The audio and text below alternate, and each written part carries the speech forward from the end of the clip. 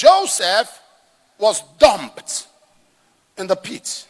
He came out of a pit, didn't engage in a fight. They took him to Potiphar's house. He was lively. He was cheerful. Even in the prison, when he saw people who were downcast overnight because of the dream they had, the Bible told them, why are you sad? He was cheerful. Why will a man be continually, fervently cheerful in the midst of impending doom? You're about to cut off your head because the chief immigration officer, I told you what Potiphar was. Potiphar was the chief immigration officer. He had strong contact. The prison where Joseph was thrown was the royal prison. That is why it was the senior officials of Pharaoh who he met there. The baker and the butler were personal officers of Pharaoh. So it was not a regular prison. That's to let you know the contact of Potiphar. Sometimes when the enemies think they are fighting us, they are actually helping us. It's the truth. I told you. Why was it the chief immigration officer that they sold him to? They thought they were selling him, but God was sending him.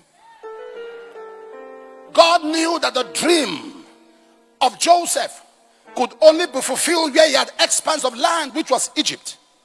God knew that his dream would only be fulfilled in another country. And God knew that he had to go to that country to have his dream fulfilled. And God knew he had no passport, he had no visa.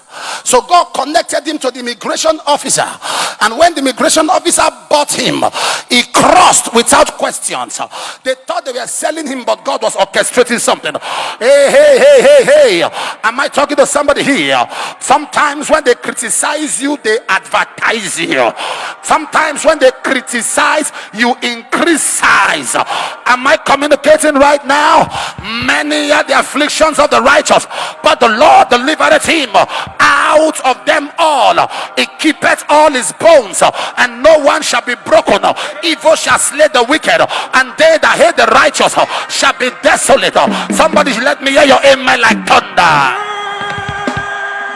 You know what keeps a man continually excited in the midst of hatred, rejection, backstabbing, envy, name calling, campaign of calumny? What keeps a man continually excited is called hope. In Hebrews chapter 6 verse 18 and 19, the Bible said, by two immutable things whereon it was impossible for God to lie, that we might have a strong consolation, who have fled for refuge, to lay hold on the hope that is set before us. Verse 19, he said, this hope is our anchor. Hope is your anchor. In 1 Thessalonians 4 verse 13, Paul was talking to the Thessalonian church and was telling them, he said, we are not like those people who have no hope.